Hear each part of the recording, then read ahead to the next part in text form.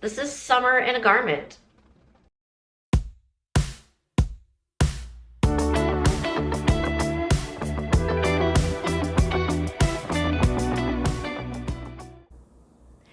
Hey there, welcome back to my channel, String Things by Mel. My name is Melissa. I'm a stay-at-home mom living in Vancouver, Canada, and on my channel I like to chat and share everything about my knitting hobby. This is podcast episode 17, my monthly podcast. It's July. Hopefully this is a quick-ish one.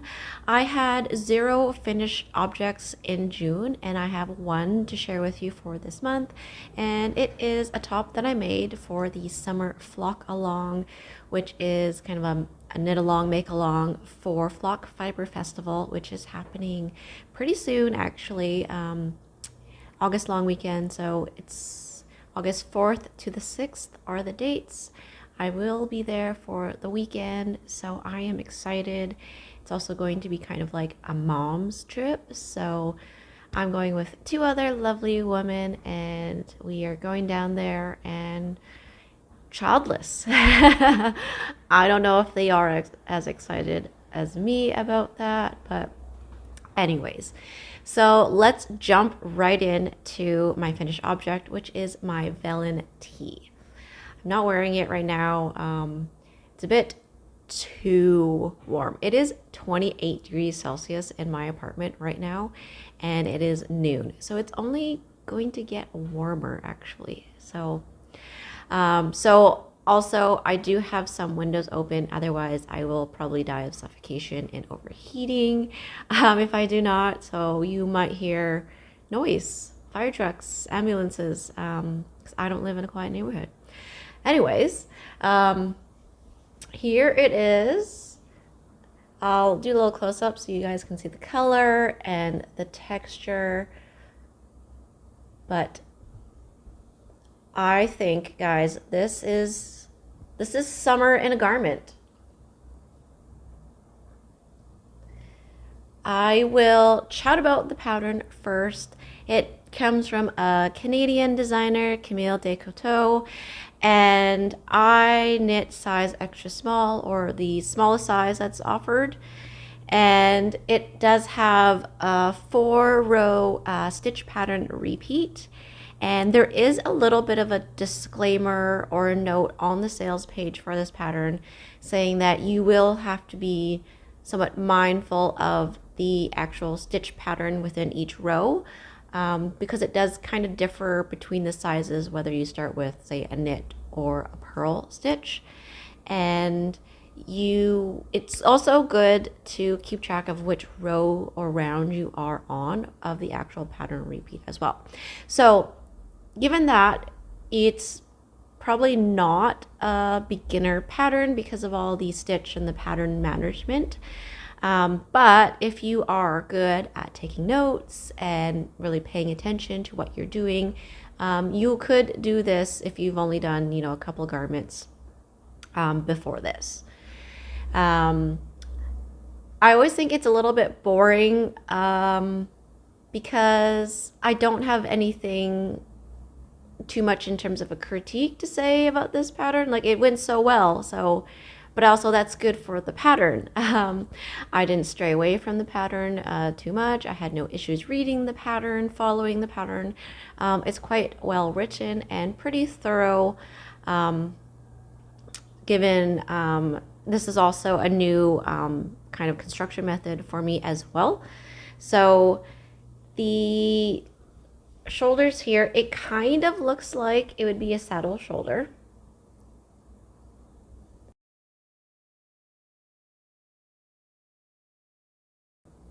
There is kind of, it looks like a little panel here. So it's not saddle shoulder in the sense of how I understand saddle shoulder. That method, you actually create 2 separate rectangles for the top of the shoulder and then pick up stitches later and construct the garment that way. This one uses a method called the Contiguous Method. Contiguous, I think it's hard G sound.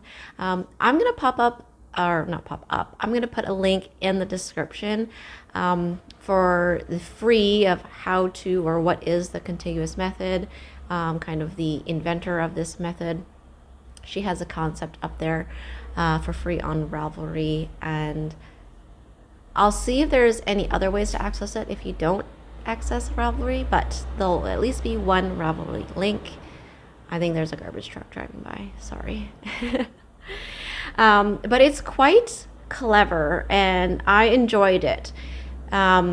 With this method, along with the stitch pattern, I did have to really pay attention, and along with knitting at this stage, it definitely wasn't a sit, chill, watch TV and do this at the same time.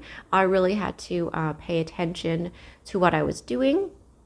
But I like that it's very engaging knit in the beginning. It makes it very interesting. And I was starting to think about the construction of this along with the stitch pattern, and how do you grade this? I'm not a designer. I've never graded anything, so it just like but all works out really nicely. So the neckline is I like to describe it as a soft V, but it is a V-neck, and the finishing of it is knit as you go, so you don't need to go back and pick up stitches to create this neckline, and I really like that. So you do have to be a little bit careful about the edges, but it's all like built into the pattern how clean this edge is. It's really nice, and I won't say too much more about the construction because I don't want to give away about the details in the pattern, because this is a paid pattern. So there's only sort of one modification I made from the pattern, and that is for the edges, the finishings. So the pattern finishes off the sleeves and the body with 1x1 rib, and I decided to not do that. I like the stitch pattern. I kind of just wanted to end it there. So within the pattern repeat, there is a 1x1 rib row. So what I did is I just worked the repeats until I got to that row, did that 1x1 rib row, and then immediately went to an Italian bind off. So not a tubular bind off. I didn't do any of the double knit rows, straight into the Italian bind off, and just makes a really nice simple clean edge. And same for the body.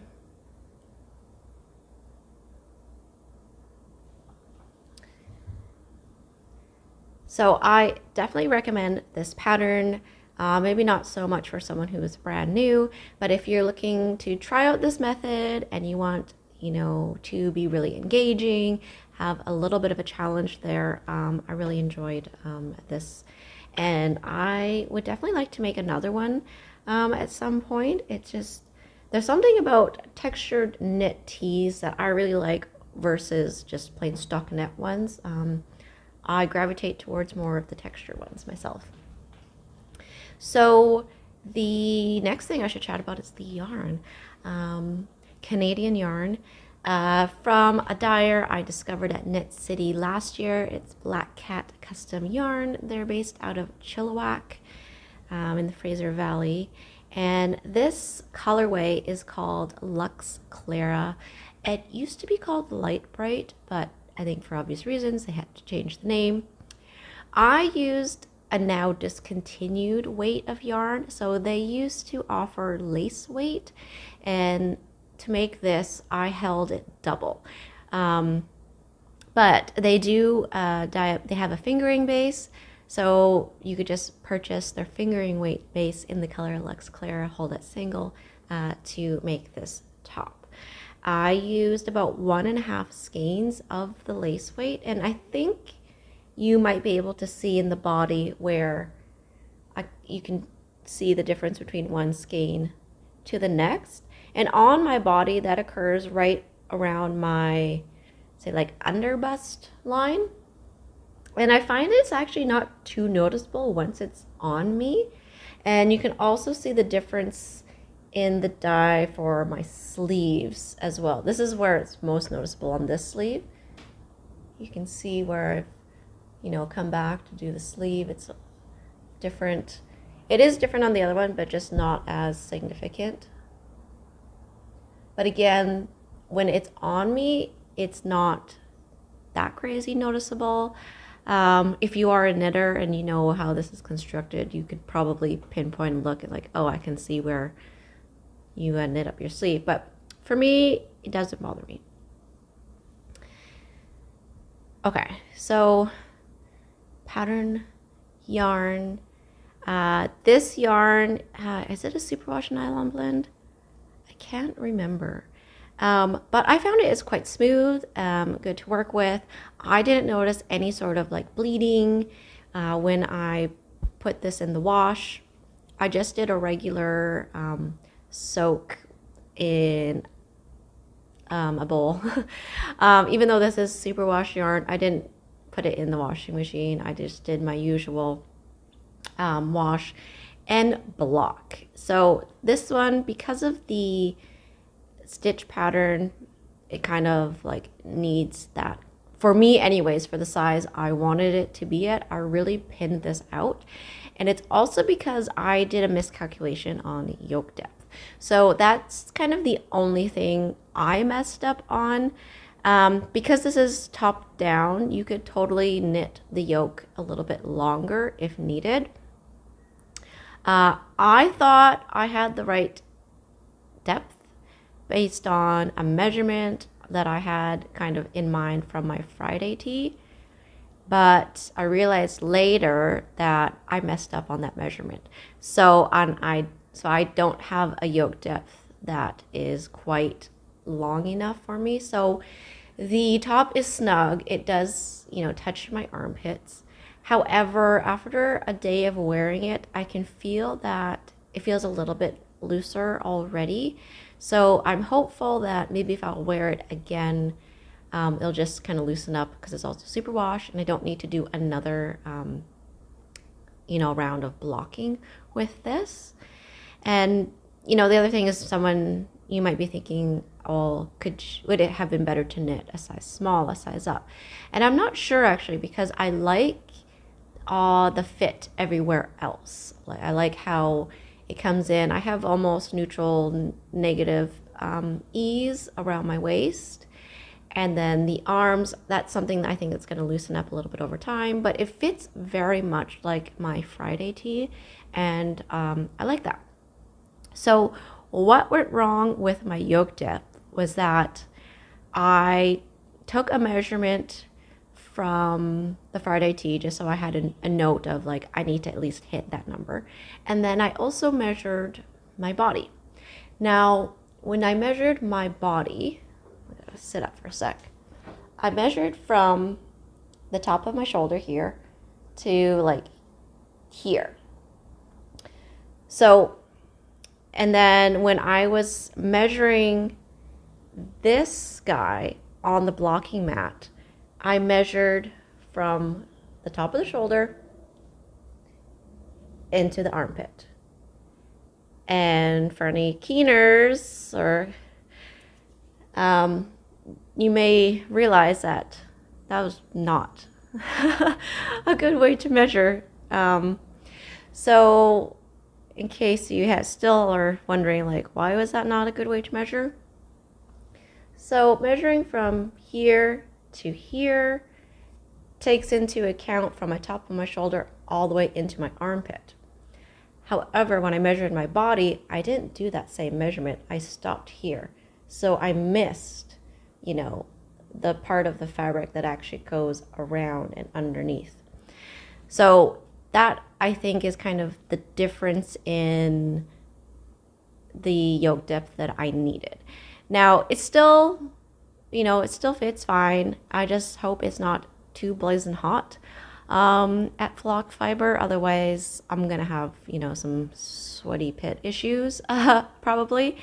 But yeah, so don't mismeasure yourself. Just remember, like the translation of measuring your 3D body versus a flat garment. Just make sure you're taking into account everything, like the curve of your body and all that. So that's kind of like my little advice or what I messed up on. But otherwise, this project was really fun to do. Again, the pattern was really easy to follow. Once I hit the body or the sleeves, I didn't need to look at the pattern anymore. The stitch pattern repeat is pretty easy to memorize, and as well as if you can read your knitting, then you're going to be able to very easily see which row or round you have to do next. It was really fun to see how the colors turned up, and looking at it closely, I always find that really fun with colored yarns like this. And there's just like little moments where I really like how, you know, some of it is, you know, the upper portion of the yoke is kind of more pastel. There's a lot of kind of yellow that happens. And then with the second skein, there's more purple that shows up. A little bit more purple, a little bit more blue. And yeah, there's like some favorite sections that I have, like, ooh, because I held this yarn double as well. When you look closely, you can see just like how fun it really is. Because from far, you can't really tell that I held 2 strands double. But yeah, that is my Velen tee. So on the topic of flock fiber, before I jump into my curtain whip, I wanted to talk a little bit about my plans and how I'm going to sort of approach this yarn festival. So this will be my first time attending this yarn festival. I believe it's been held before. There are a lot of vendors, and many of them I am not familiar with. And I don't think from, you know, today up until the point of the start of the festival, I'm going to have time to do much research, and I actually don't want to. I kind of want to go in there blind with no, you know, prior knowledge, and just kind of let my eyes get attracted to whatever. So that could potentially be very dangerous as well. Because I imagine myself, I can, you know, getting there and just be like, ooh, let's go here, ooh, let's go there. So I don't know if my friends that are going, if they've done any research or they have any particular vendors in mind.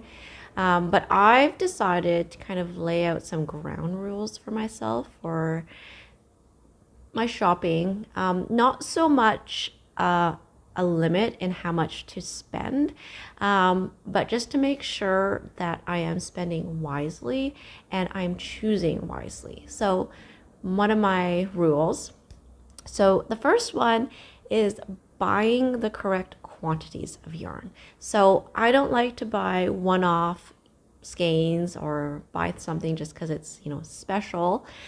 If I can't think of something to make with that, you know, single skein, as pretty and as beautiful and lovely that skein may be, I'm not going to buy it.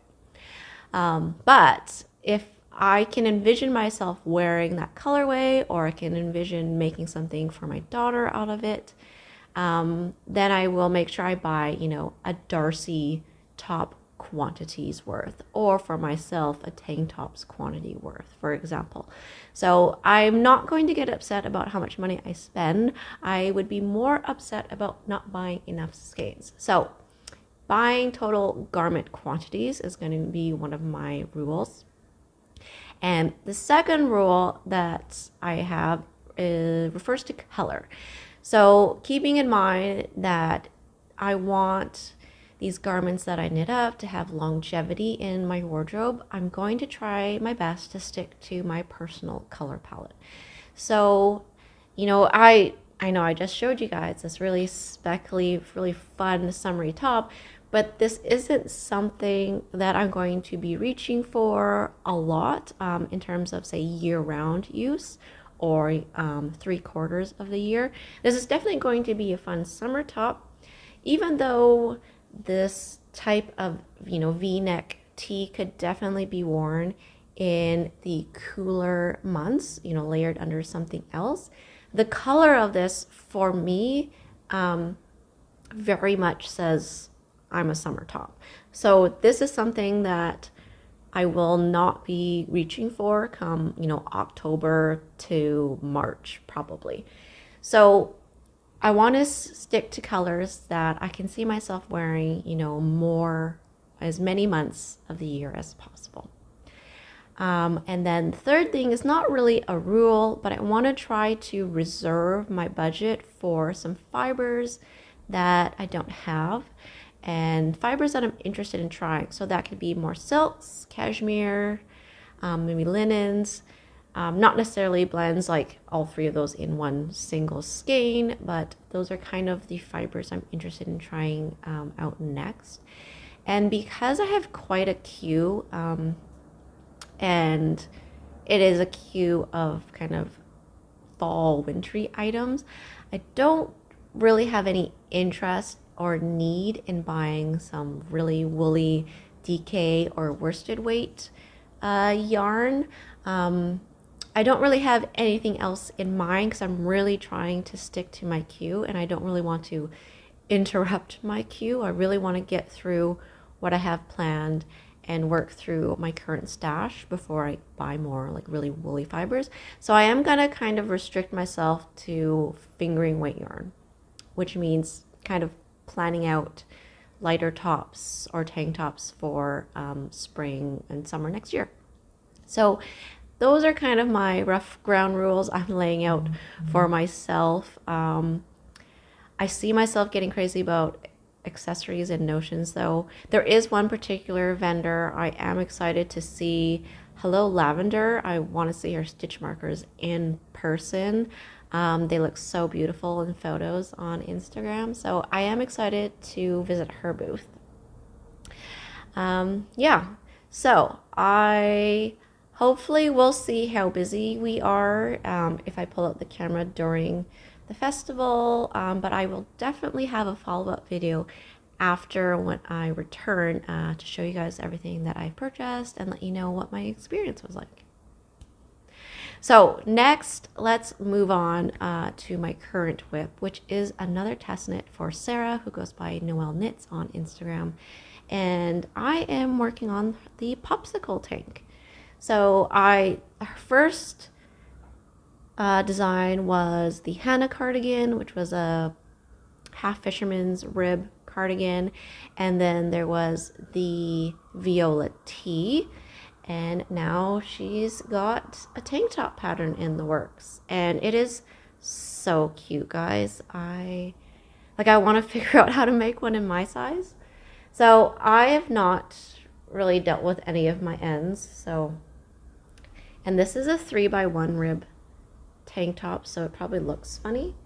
Actually, I was just at the doctor's office this morning and I took this with me. And, just imagine me sitting here in the chair, like knitting this, and one of the doctors came by. I was like, ooh, it's lovely colors. Is that for a dog? She probably just saw actually she did say oh, I just saw the shape and it just looked like something for a dog. And I said, no, I flipped it around and shouldered oh, it's a tank top for my daughter. She's like, oh, okay, yeah, that makes more sense. But anyways, here it is. So cute. Yeah, so I started this on Saturday. Today is Wednesday, so I think that's pretty good progress. I mean, it is made for a 2 to 3 year old. So I decided, like Sarah's sample, to go with 4 contrasting colors. So all of the yarn I'm using is Sandnes Garn Sunday, because I had this kind of white color in my stash already. And what happened was I was on vacation when kind of the test call went out and testers were chosen. And so I knew I had this in stash, but I wasn't sure about what sort of contrast colors I was going to use. And then when I came home from vacation, I realized that I just had nothing suitable that I wanted to use for this. So I ended up going to Yarn Canada and purchasing all 4 of these colors, and I just purchased a single skein of each. So kind of pricey to do it that way. This really would be a good sort of stash busting top if you already have all these colors. But since I didn't, I purchased more. And I really just purchased what colors were in stock, and it just worked out that they were kind of in similar to Sarah's sample.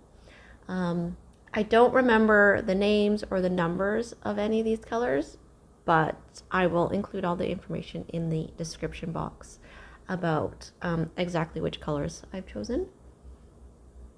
So I am knitting the size 2 to 3 years, and it is 3 by 1 rib, so it will, will stretch out a bit when it's blocked. My daughter is a pretty slim 2.5-year-old, so I am not worried about body circumference, but I am worried about length because she's got a long body.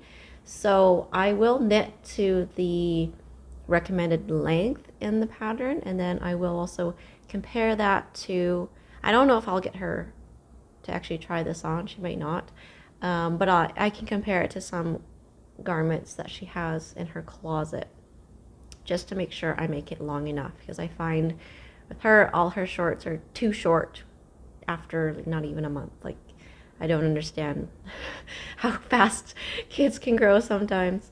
But yeah, I'm not going to say too much about it because it's in testing. But I've enjoyed knitting it. This thing about stripes makes the work just go, go, go, go. And it also really helps with counting out the rows that you're doing as well.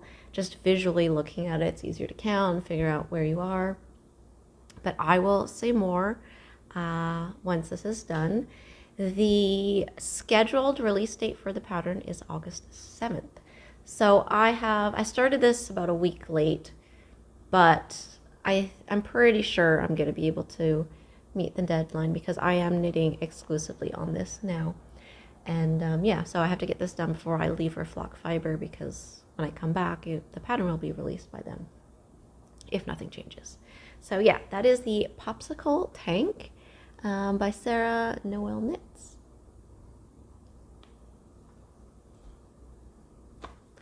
And that is all I have to share today, guys.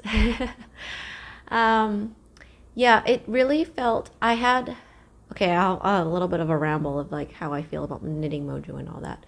But in the month of June, or actually beginning of July, like when I was leaving for vacation, I had this sort of almost void feeling.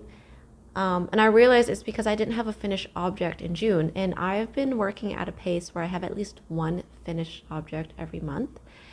And I didn't have anything in June. And it felt weird. And I was, when I was working on my Valenti still, it's like, oh, something seems off.